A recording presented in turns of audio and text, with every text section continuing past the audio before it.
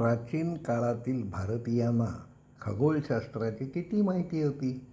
आकाशात जे तारे दिसतात त्यांची निरीक्षणे त्यांनी कुठे नोंदवून ठेवली होती का? निलेश ओक, रूपा भाटी आणि लीना दामले यांनी लिहिलेल्या प्राचीन भारतीय खगोल विज्ञान गूढ, अद्भुत, गौरवशाली परंपरा या पुस्तकात या संबंधित अनेक दाखले देण्यात आले आहेत.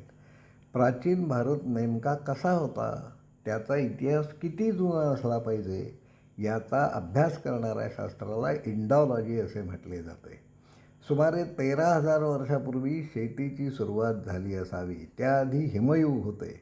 तेव्हा गावे वसली नव्हती, त्यामुळे संस्कृती असे परंपरा असे त्याआधीच्या काळात काहीच नव्हते.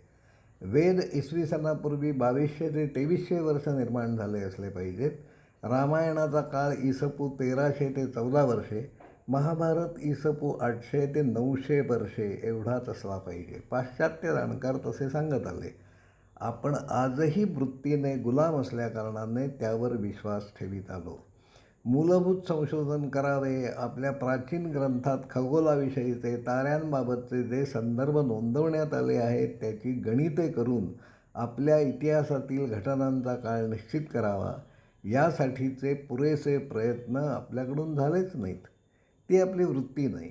वास्तवात रामायणामध्ये 575 खगोलशास्त्रीय निरीक्षणांचे संदर्भ देण्यात आले आहेत. सूर्यसिद्धांत या प्राचीन ग्रंथात 14 प्रकरणे आहेत आणि 500 श्लोक आहेत. जागतिक स्तरावरील अनेक खगोलशास्त्रज्ञ सूर्यसिद्धांत या पुस्तकाकडे आदराने पाहतात. भारतातील अनेकांना या पुस्तकाचे नावही माहीत नाही. सूर्यसिद्धांतात पृथ्वीची गती काही वेळा मंद असल्याचे भासते असेही नोंदवण्यात आले आहे. प्राचीन भारतातील जाणकारांना पृथ्वीच्या परांचन गतीची माहिती असली पाहिजे. रामायणाच्या काळात लखलखणारा अभिजित हा उत्तर ध्रुव होता. लंकेच्या दिशेने प्रवास करताना उत्तर दिशेला तेजस्वी दिसणारा तारा म्हणजे अभिजित, भेगा हा आहे. त्याचे वर्णन करणारा एक श्लोक रामायणात आहे. आजच्या काळात पृथ्वीच्या दक्षिणेच्या असावर ठळकपणे दिसेल असा तारा नाही. रामायण काळात अगस्ती तारा हा दक्षिण ध्रुव होता. रामायणात त्यासंबंधित श्लोक पाहता येतो.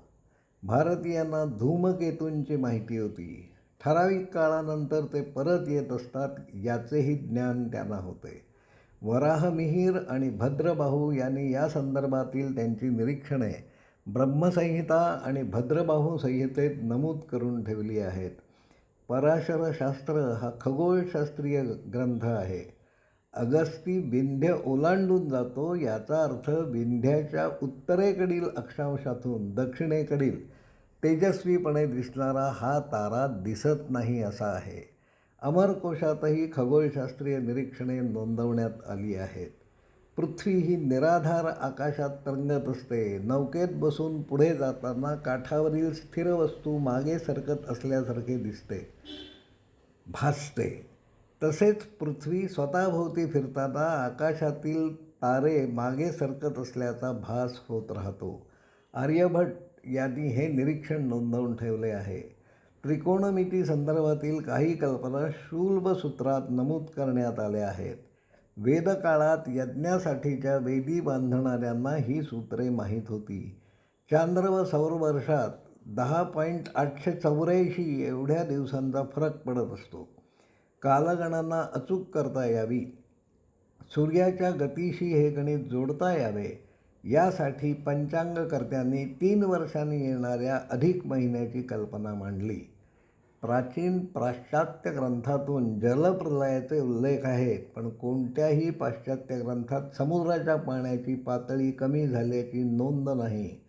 4 सुळे असलेल्या ग्रोम्फोथियर्स म्हणून आज ओळखल्या जाणाऱ्या हत्तीच्या जातीचा संदर्भ रामायणात सापडतो. हिमयुगाच्या अखेरच्या काळात ही प्रजाती अस्तित्वात होती.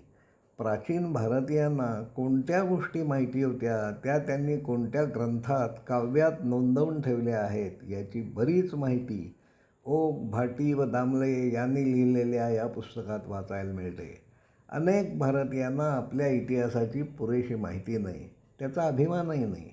माणसांना गोष्टी ऐकायला आवडतात. रामायण महाभारतात ज्या खगोलशास्त्रीय नोंदी आहेत त्यावर गोष्टी रचल्या गेल्या. गोष्टी रूपात सांगितलेले कथानक दीर्घकाळ शिल्लक राहते. आपल्यापैकी फार थोड्या माणसांनी रामायण किंवा महाभारत हे प्राचीन ग्रंथ मुळातून वाचले असतील, पण आपल्यापैकी अनेकांना तेव्हा काय घडले हे सारे माहिती असते, कारण ते सारे आपण लहानपणी किंवा मोठे झाल्यावरही गोष्टी रूपात ऐकलेले असते. आपले मूळ ग्रंथ हे संस्कृतमध्ये आहेत, काव्यरूपात आहेत, ते पाठ केले गेले, मौखिक पद्धतीने शिल्लक ठेवण्यात आले. या ग्रंथातील अवकाशीय संदर्भांची सत्यासत्यता माहिती तंत्रज्ञानाच्या संगणकाच्या आजच्या युगात तपासता येते. आपल्या इतिहासाचे वास्तव जाणून घेण्यात रस असणाऱ्या व्यक्तींनी, विशेषतः शिकणाऱ्या तरुण मुलांनी प्राचीन भारतीय खगोल विज्ञान गूढ अद्भुत गौरवशाली परंपरा हे पुस्तक मुळातून वाचावे व त्यामध्ये देण्यात आलेले संदर्भ अचूक आहेत वा नाहीत यावर चर्चा करायला हवी. या पुस्तकात काही न पटणाऱ्या बाबीही आहेत, पण त्याचे संदर्भ तपासावे लागतील, निश्चित करावे लागतील, नंतरच लेखकांची मते खोडता येतील. कृपया हे पुस्तक वाचा, त्यातील निष्कर्ष गंभीरपणे घ्या व त्यावर संवाद करा, ही विनंती आहे. धन्यवाद.